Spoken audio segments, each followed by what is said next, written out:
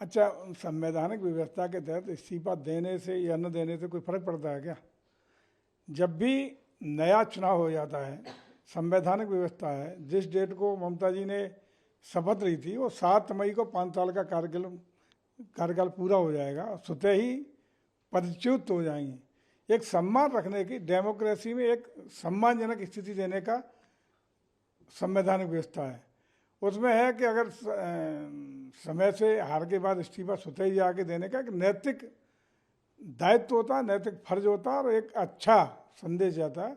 बाकी तो जो भी संवैधानिक व्यवस्था उसके तहत 7 मई को उनको कार्यकाल 5 साल का पूरा और पदच्युत स्वतः ही हो जाएंगी।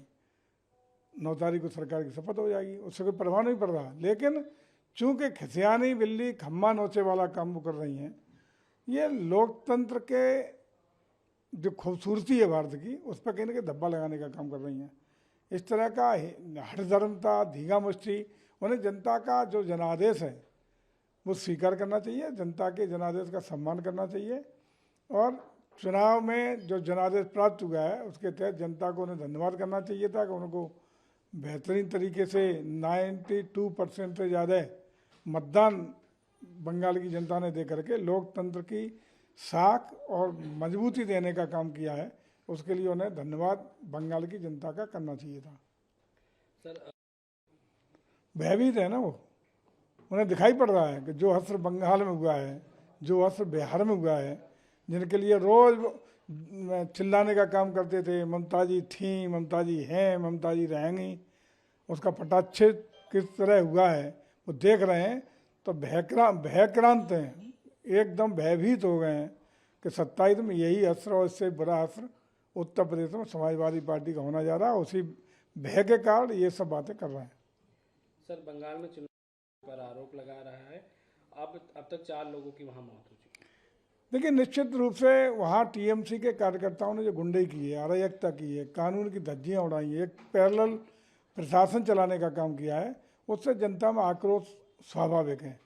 चूँकि काफ़ी लंबे अंतराल के बाद वहाँ सत्ता का परिवर्तन हुआ है, इसलिए वहाँ जो जनता के गुबार थे, जो गुस्सा थी, वो फूट रही है। लेकिन उसके बावजूद भी पार्टी ने, भारतीय जनता पार्टी ने उसी दिन शाम को ये आह्वान किया था सभी कार्यकर्ताओं को कि कोई भी टीएमसी नेताओं या कार्यकर्ताओं के घर की तरफ अपना खुशी का इजहार नहीं करेगा, कोई इस तरह के कार्यक्रम जगह जगह नहीं करेंगे। पार्टी के कार्यालय पर, भाजपा के कार्यालय पर आकर के एक साथ अपनी खुशियाँ मिल बाँट करके मनाने का काम करेंगे, लेकिन कोई किसी के दरवाजे जा कर के या किसी टीएमसी के कार्यालय पर जा कर के अपनी खुशी का इजहार नहीं करेगा।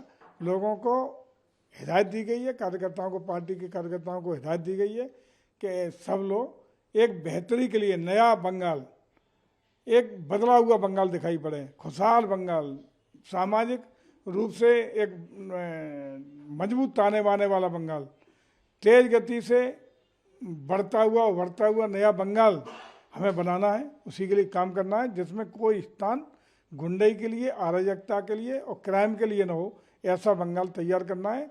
उसी के लिए भारतीय जनता पार्टी की नई सरकार वहाँ मुझे लगता है काम करेगी।